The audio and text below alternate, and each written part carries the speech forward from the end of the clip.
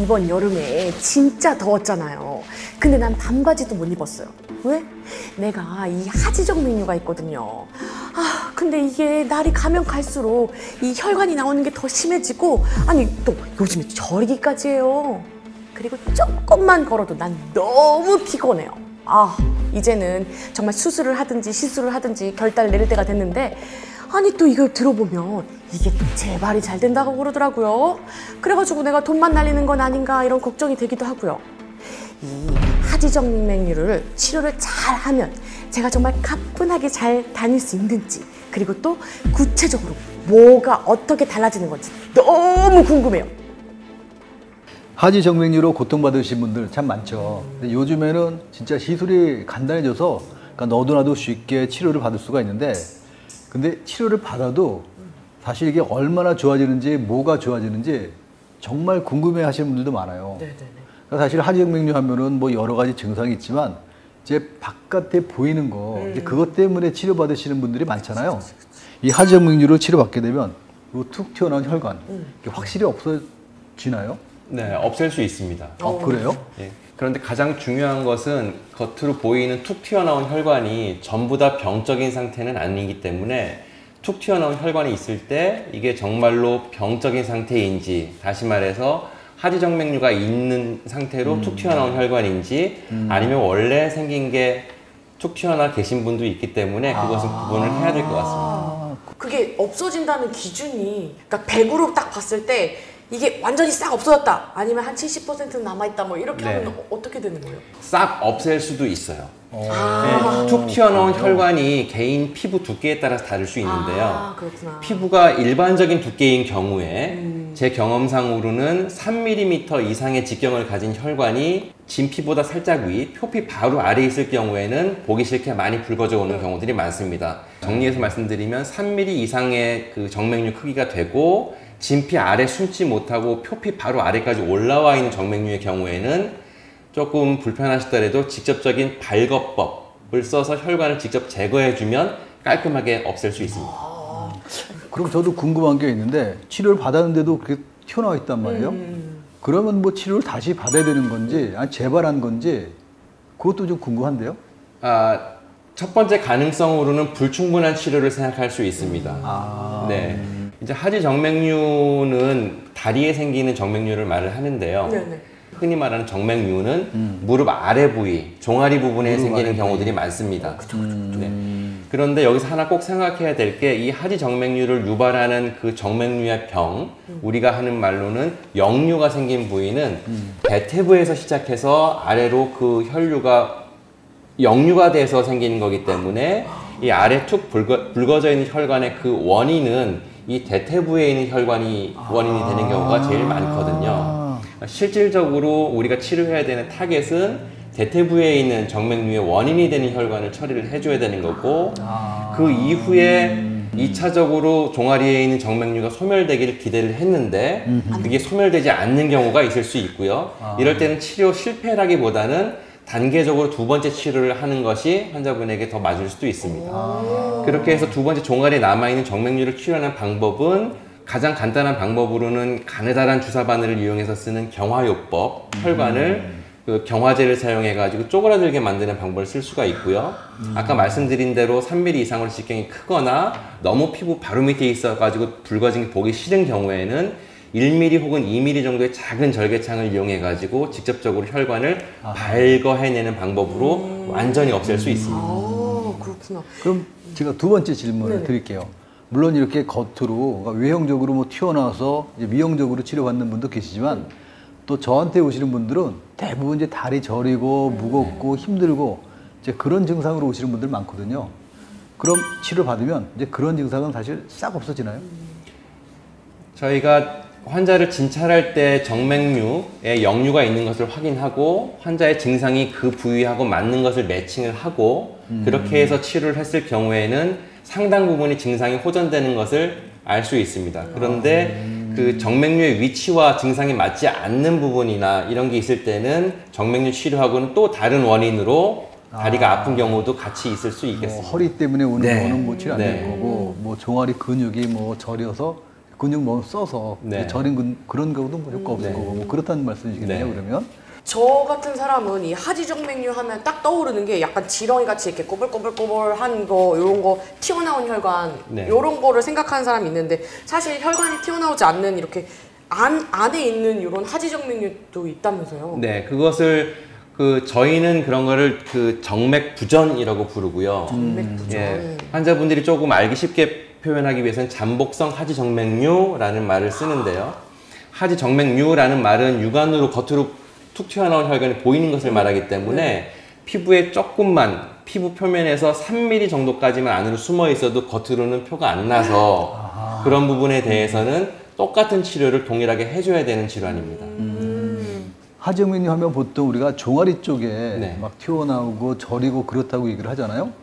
그런데 보면은 아까 잠깐 말씀하셨던 것처럼 허벅지 쪽에 하지정맥류가 눈에 보이시는 분들도 있어요. 네. 그래요? 네. 그런 분들도 꽤 있어요.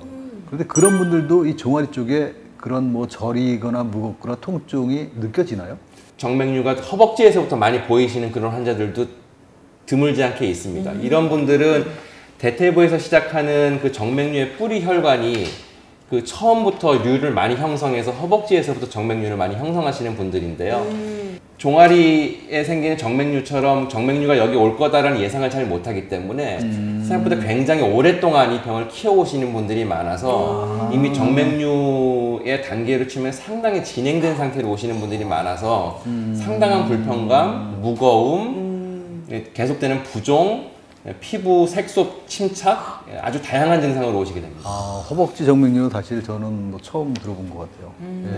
저희가 남의 허벅지를 보진 않아서 저희는 그래서 다리 맞아요. 요 종아리에만 있다고 생각을 했는데 네. 이 허벅지에도 생기는군요. 우리나라에서는 흔하지는 않지만 부인과 영역이나 회음부 이쪽으로도 정맥류 변화가 오는 경우들이 있고 그게 사실은 대퇴부에서 시작하는 혈관에서 시작되는 거여서 정맥류하고 같은 기전으로 오는 질환 중에 하나입니다. 그렇구나. 근데 저 아는 언니가 이 하지정맥 수술을 했어요. 근데 이제 몇 달 있다가 자기 또 생겼다고 자기는 수술해봤자 소용이 없다고 난 이렇게 살 팔자다.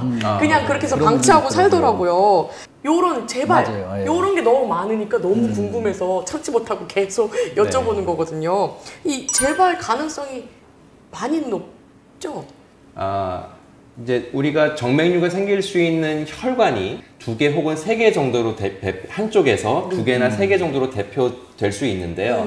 그 중에 하나, 2개의 정맥류가 생겼을 때 치료를 했다면 나머지 혈관에서 또 세월이 지나면서 생기는 수가 있을 수 있고요. 첫 번째는. 또 하나는 관통지라고 해가지고 조금 어려운 얘기긴 하지만 신부정맥에서부터 직접 기인해가지고 올라오는 정맥류가 좀 생뚱맞게 생기는 경우도 있을 수가 있습니다. 돌발적. 네.